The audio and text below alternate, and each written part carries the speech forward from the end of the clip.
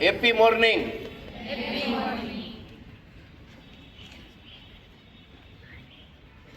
દિન વિશેષ કાર્યક્રમમાં આપ સૌનું સ્વાગત છે. આજનો દિન વિશેષ કોઈ ચોક્કસ દિવસના સંદર્ભમાં નથી, પણ બહુ મહત્વપૂર્ણ વિષયના સંદર્ભમાં છે. જુદા જુદા વિષયો સમજવાનો, શીખવાનો પ્રયત્ન કરતો હતો,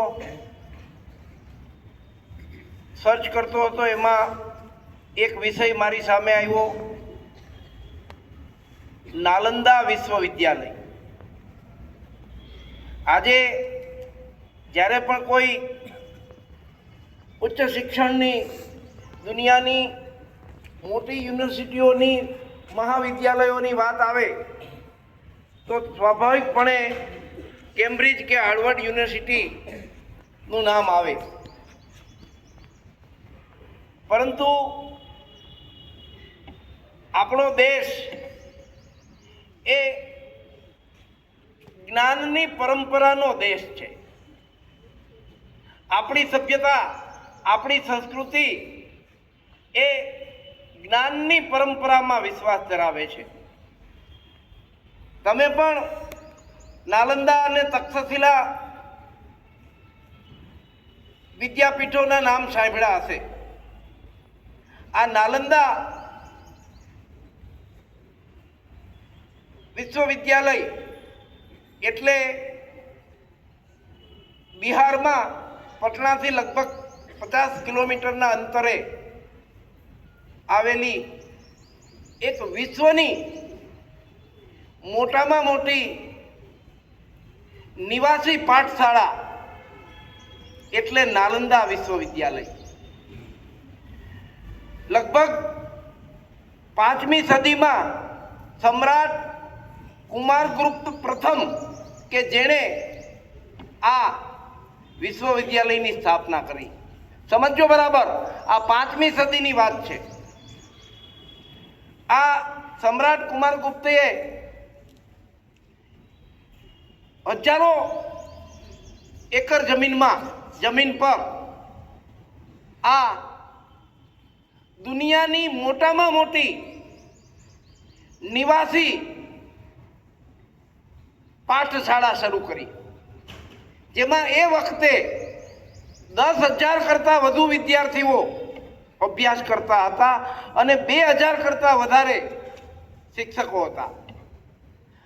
આ નાલંદા વિશ્વવિદ્યાલયમાં અભ્યાસ લેવો, એડમિશન લેવું, અભ્યાસ કરવો એક બહુ મોટી ચુનૌતી હતી. એ સમયે એન્ટ્રન્સ એક્ઝામ થતી હતી અને એમાં જે ઉત્તીર્ણ થાય એને એડમિશન પ્રાપ્ત થતું હતું. એ સિવાયની બીજી કોઈ લાયકાત જોવામાં આવતી ન હતી. એ શરૂ થઈ ત્યારથી એનું પતન થયું ત્યાં સુધી એ સમયના જે કોઈ યુગ હતા, જે કંઈ સમ્રાટો હતા, એમના માધ્યમથી આ સંસ્થા ચાલતી હતી. એનો મતલબ કે એ સમયના જે રાજા મહારાજાઓ હતા એમના માટે પણ શિક્ષણનું વિશેષ મહત્વ હતું. આ નાલંદા વિશ્વવિદ્યાલય એ આખા વિશ્વમાં નંબર 1 હતી. દુનિયાભરના કેટલાય દેશોમાંથી ત્યારે પણ વિદ્યાર્થીઓ વિદ્યા અભ્યાસ કરવા માટે અહીંયા આવતા હતા. એટલું જ નહીં, પણ વિજ્ઞાન, ગણિત, ખગોળ વિજ્ઞાન, તબીબી શાસ્ત્ર, આ બધા જ વિષયોનો ખૂબ જ ઊંડાણપૂર્વક અભ્યાસ ત્યારે એ સમયે આ વિશ્વવિદ્યાલયમાં થતો હતો. એની આખી વ્યવસ્થા, એના નિવાસી બધા બિલ્ડિંગો અદ્ભુત હતા. આ ઉપરાંત એ વિશેષતા એની એ હતી કે 24 કલાક વિદ્યાર્થીઓ અને શિક્ષકો, ગુરુઓ વચ્ચે જ્ઞાનનું આદાન પ્રદાન સતત થયા કરતું.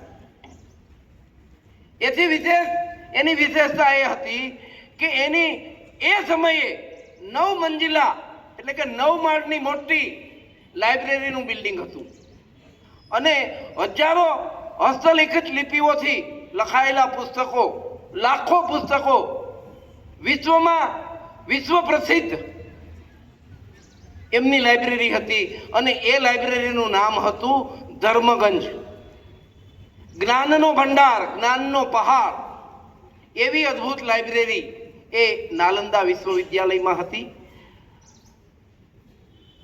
કરુણતા તો એ છે કે 800 વર્ષ સુધી એ જ્ઞાનનો વિસ્તાર, જ્ઞાનનો પ્રકાશ ફેલાવતી રહી અને એક લૂંટેરો આવ્યો કે જેનું નામ છે બખ્તિયાર ખિલજી. એણે આ જ્ઞાનના મહિમાથી એનામાં ઈર્ષા થઈ. આ જ્ઞાનની સંસ્કૃતિને ખતમ કરવી હોય તો એનું જે ઉદ્ભવસ્થાન છે એને ખતમ કરવું જોઈએ, એવી માનસિકતાથી ઓચિંતા બહુ બર્બરતાપૂર્ણ હુમલો કર્યો આ વિશ્વવિદ્યાલય પર. ઓચિંતો હુમલો થવાને પરિણામે નાસભાગ થઈ, લોહીની નદીઓ વહી, કેટલાય શિક્ષકો અને વિદ્યાર્થીઓની કત્લેઆમ થઈ અને એ રીતે આ નાલંદા વિશ્વવિદ્યાલયનું પતન થયું. મજાની વાત એ છે કે આ 5મી સદીમાં શરૂ થઈ 800 વર્ષ સુધી ચાલી, પછી એનો વિનાશ થયો. અંગ્રેજોના સમયમાં પુરાતત્વ વિભાગ દ્વારા ફરીથી એમાં શોધખોળો થઈ અને છેક છેલ્લે 2004માં એપીજે અબ્દુલ કલામ બિહારમાં પોતાના ભાષણમાં નાલંદાને ફરી જીવિત કરવાનો એક વિચાર રજૂ કર્યો. 2010માં નાલંદા વિશ્વવિદ્યાલય અધિનિયમ પસાર થયો. 2014માં ફરીથી આધુનિક સ્વરૂપમાં આ નાલંદા વિશ્વવિદ્યાલય ફરી ઊભી કરવા માટે શરૂઆત થઈ અને છેલ્લે 19 જૂન 2024માં માનનીય વડાપ્રધાન નરેન્દ્રભાઈ મોદી દ્વારા એમનું ઉદ્ઘાટન થયું. આજે આધુનિક સ્વરૂપમાં બહુ મોટા વિસ્તારમાં ઇકો ફ્રેન્ડલી રીતે આ વિદ્યાલય વિજ્ઞાન અને ટેકનોલોજીની સાથે આજની આ સમયને અનુરૂપ જુદા જુદા વિષયોમાં આ વિદ્યાલયમાં જ્ઞાનનું આદાન પ્રદાન થઈ રહ્યું છે. ત્યારે આપણો જે ભવ્ય વારસો છે, આપણી જે જ્ઞાન પરંપરા છે, એનું ઉત્કૃષ્ટ ઉદાહરણ એટલે આ નાલંદા વિશ્વવિદ્યાલય કે જે સમગ્ર વિશ્વમાં પ્રસિદ્ધ હતી. સમગ્ર વિશ્વમાંથી વિદ્યાર્થીઓ જ્ઞાનના અર્જન માટે, જ્ઞાનની પ્રાપ્તિ માટે આ વિશ્વવિદ્યાલયમાં આવતા હતા. આ વિચારના આધારે જ ગઈકાલે જ એ નાલંદાની જે લાઇબ્રેરીનું નામ ધર્મગંજ હતું, એના આધારે આપણી લાઇબ્રેરીનું નામ પણ ગઈકાલથી જ હવે પછી આપણે ધર્મગંજ રાખ્યું છે. એટલે આપણી લાઇબ્રેરીનું નામ હવેથી ધર્મગંજ રહેશે, કારણ કે એ પણ જ્ઞાનનો જ ભંડાર છે, જ્ઞાનનો જ પર્વત છે. ધન્યવાદ. ભારત માતા કી જય. જય જય સ્વદેશી. વંદે માતરમ.